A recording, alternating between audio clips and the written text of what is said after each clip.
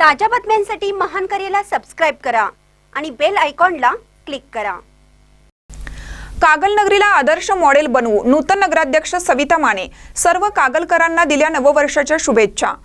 जाहीरनाम्यात दिलेल्या वचनाची पूर्तता करीत कागल या शहराला आदर्श मॉडेल शहर बनवू असे प्रतिपादन नूतन नगराध्यक्षा सौ सविता प्रताप माने यांनी पदभार स्वीकारताच केले।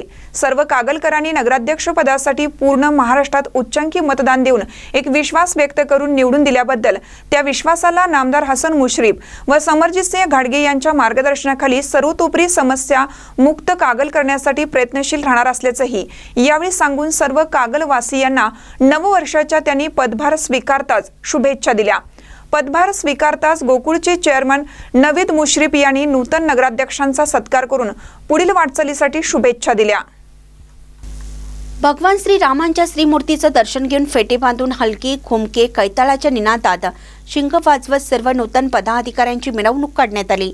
श्री राम मंदिरापासून श्री साई मंदिर छत्रपती शिवरायांच्या प्रतिमेचं दर्शन घेत नगरपालिकेमध्ये नववर्षाच्या शुभदिनी प्रवेश केला। यावेळी नूतन अध्यक्ष व नवनिर्वाचित पदाधिकाऱ्यांचा प्रशासनाच्या वतीनं स्वागत सन्मान करण्यात आला।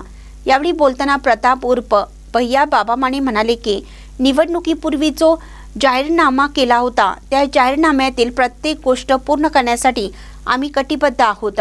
तर प्रकाश काडेकर यांनी जनतेचे आभार मानत एक स्वच्छ व निरपेक्ष कारभार नगरपालिकेच्या माध्यमातून पार पाडण्यासाठी आजपासून आम्ही कटिबद्ध असल्याचं सांगितलं।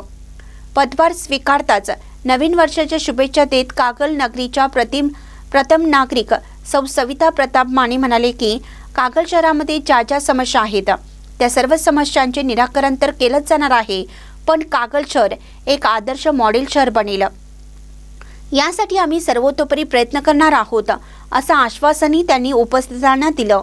यावेळी चंद्रकांत कवडी, आनंदा पसारे, नवल बोते, सौरभ पाटील, संजय चितारी, माजी उपनगराध्यक्ष सुनील माळी, SS संकपाळ, सुनील माने, किरण पास्ते, रमेश माळी, बंडा बारड, बिपिन माने, अशोक जकाते यांच्यासह हसन मुश्रीफ गटाचे व समरजित सिंह घाडगे गटाचे कार्यकर्ते मोठ्या संख्येने उपस्थित होते।